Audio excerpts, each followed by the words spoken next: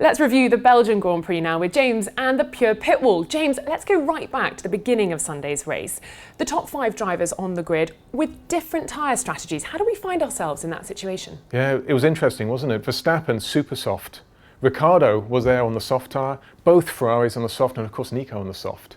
We really got into the weekend with the intention of running soft in Q2, so right before we'd really entered into the weekend, we ran the super soft in P1 just to make sure we were correct in our assumptions.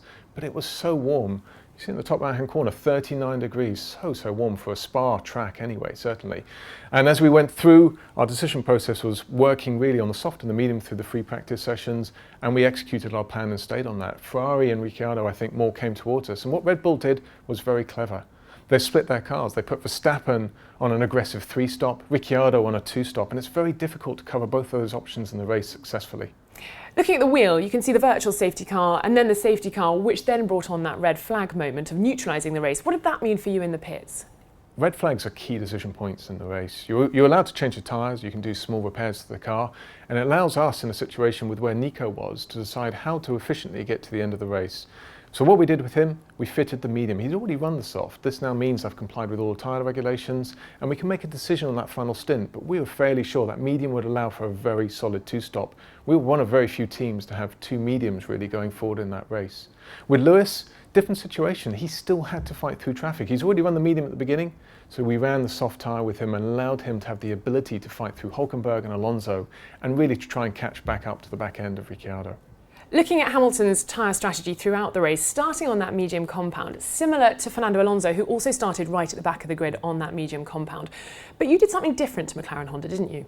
We tried. So where it all was interesting was just before the safety car came out. Lewis was just making the move on Alonso just then. Run down to turn 5 alongside. Safety car came out. It's under yellow conditions, has to back off and give the place back. But very nearly got past, and had the safety car come out 10 seconds later, could have been a slightly different race again. Get into the red flag condition, and our intention from them with Lewis was to give him the best possibility of fighting as high up as he could. We fitted the soft tyre. Alonso fitted the soft tyre, but different strategies. Alonso just going for one more medium at the end, whereas we split the remaining stints and allowed Lewis to push quite hard, taking a second soft, and then finally at the end of the race going on to the medium. Looking at the last third of the race, you can see Lewis is the only one to pit. You had 3 tyre compounds available to you, but you chose the medium. Why was that? 3 tyre compounds are the super soft, the soft, and the medium. Really, we were running out of tyres after 10, 11 laps on that soft tyre, and to ask a super soft, even at the end of the race, to be able to do a 12-lap stint is highly unlikely. The second thing is we'd expected the track temperature to drop throughout the race. It was very high, 39 degrees, and we were expecting it to drop down to mid or even low 30s. It didn't. And that just meant that we've still got to take a tyre that's robust at the end of the race.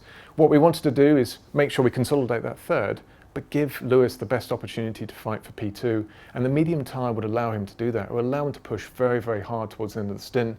And in fact, if you go look at the fastest times towards the end, you can see Lewis pushing extremely hard, catching up Ricciardo and setting fastest laps of the race on that tyre. James, thank you so much for reviewing the Belgian Grand Prix. Lots more data to come, I'm sure, in Monza this weekend.